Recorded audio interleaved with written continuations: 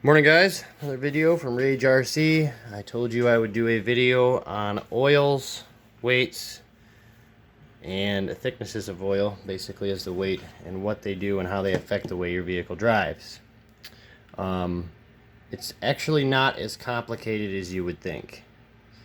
A lot of people would think, man, there's so many different weights of oil.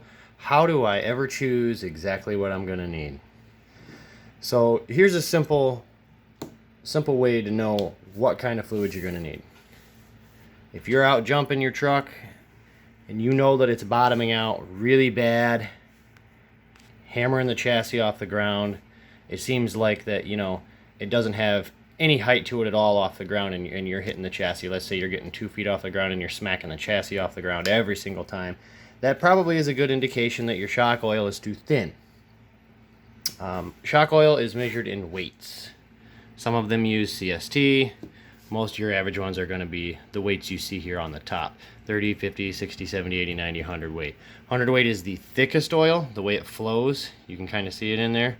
It's somewhat thick, flows sort of slow, which means the reaction inside of the shock is going to be slower. It's not going to allow the fluid to pass the valves inside of the shock.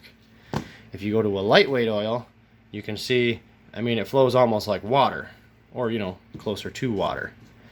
If you're going over a track, or if you're going over lots of rough terrain that is just, you know, small rough terrain, small bumps, you're not really getting anywhere off the ground, but you notice that, you know, you're going over small bumps and stuff like that, you want to go with a thinner weight oil. Anywhere between 30 and I would say 50 and 60 on a lot of your buggies, truggies, stuff like that, monster trucks. If you're starting to get into where you're jumping and you notice you're bottoming out a lot, you're going to want to go to a higher weight oil. I have noticed a lot of times with trucks that are long, like the shredder, you know, your Creighton, things like that, you want to run a thicker oil in the rear and the next step down in the front, because a lot of that weight's being transferred to the back of the vehicle. I'll give you a for instance here. Take my shredder for example. In the front, right now, I'm running 80 weight oil in the shocks. In the rear, I'm running 90. I do have modified shocks. I took the springs off of these and I stiffened them up. I bought some aftermarket springs and turned them down on a lathe so that they were a little bit less stiff. They were too stiff. But I went ahead and upgraded the oil in the rear of these to 90 weight, and I'm running 80 up front. When I'm jumping, it's still bottoming out quite a bit, so I think I'm going to probably go to a 90 up front, 100 in the rear. That'll help with how quick the shocks respond when you hit the ground. That's pretty much the gist of it. So if you're going over a lot of, you know, rough terrain or a smoother track or a smoother area, but it's still rough terrain and you need your shocks to absorb a lot of that rough terrain, but you're not jumping real high, go with a lower weight. If it seems like it's still bottoming out too much, clean out your shocks, go to a little higher weight. You know, you can kind of adjust from there. It's really a good idea to just have an extra set of shocks. You want a set of shocks that are in the low range, low to mid range, and then you want a set of shocks that are in the mid to high range. How you get these apart is pretty simple. You pull down on them, and that comes off.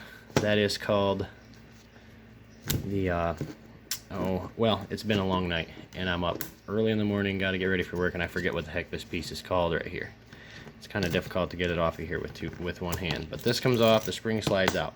That's the best way to do it. You can get all the dirt and debris off of here. You want to make sure these are extremely clean when you tear them apart.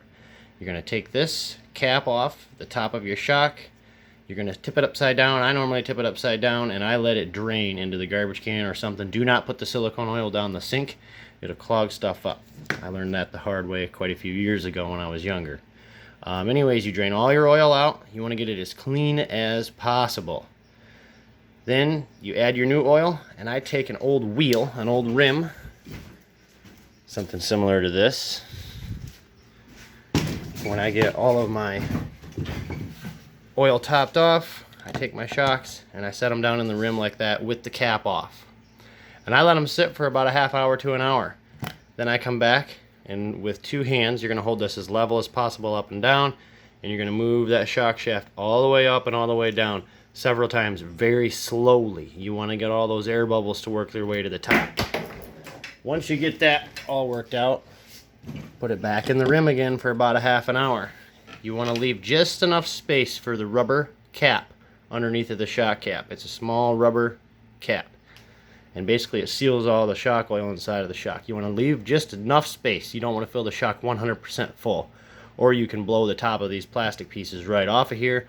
You can have a lot of major issues, or the shock just won't work like it's supposed to.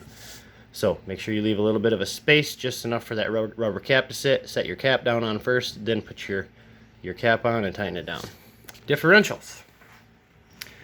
Your differential lubricant is a little bit different in how it works.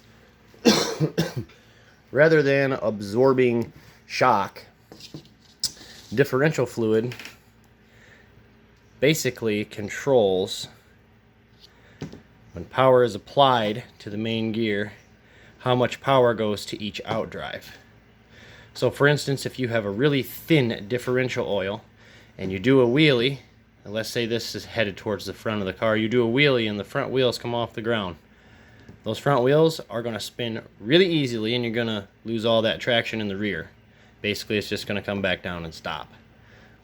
The reason why that happens is when you have really, really thin differential oil, all the power from the motor bleeds off to the wheels with the least amount of traction. For instance, you're out running really hard, your rear wheels are pushing all your power forward quite a bit because your rear wheels have traction. Your front wheels don't have traction. When they come off the ground, anytime the weight is transferred to the back of the vehicle, the thinner weight oil will allow that extra power to bleed off to the front.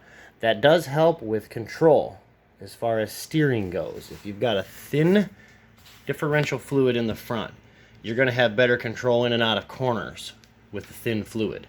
If you notice that your truck is all over the place with the thinner oil and all it wants to do is spin the front wheels, they're ballooning a whole bunch, you don't have any rear power going to the rear wheels at all, then you're going to want to upgrade your differential oil to a thicker fluid.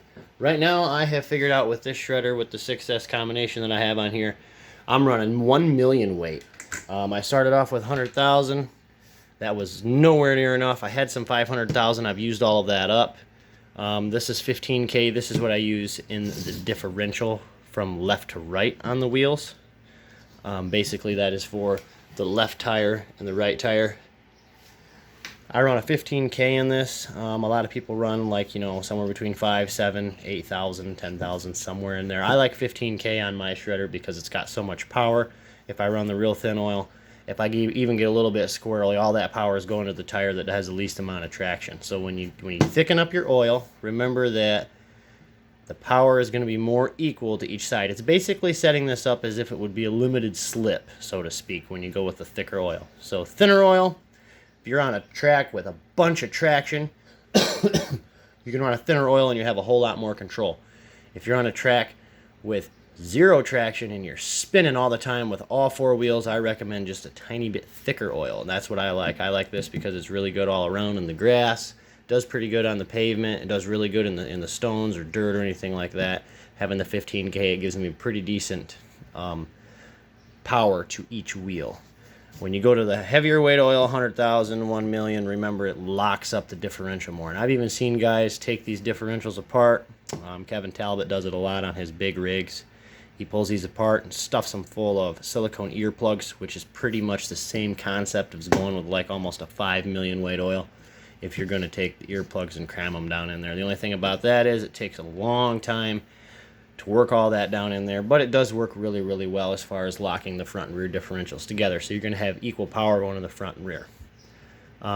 So that's pretty much it as far as oils go. If you guys have any questions on the oils, if you have any feedback for me, anything you think I might have missed, please don't be afraid. Put it in the comments.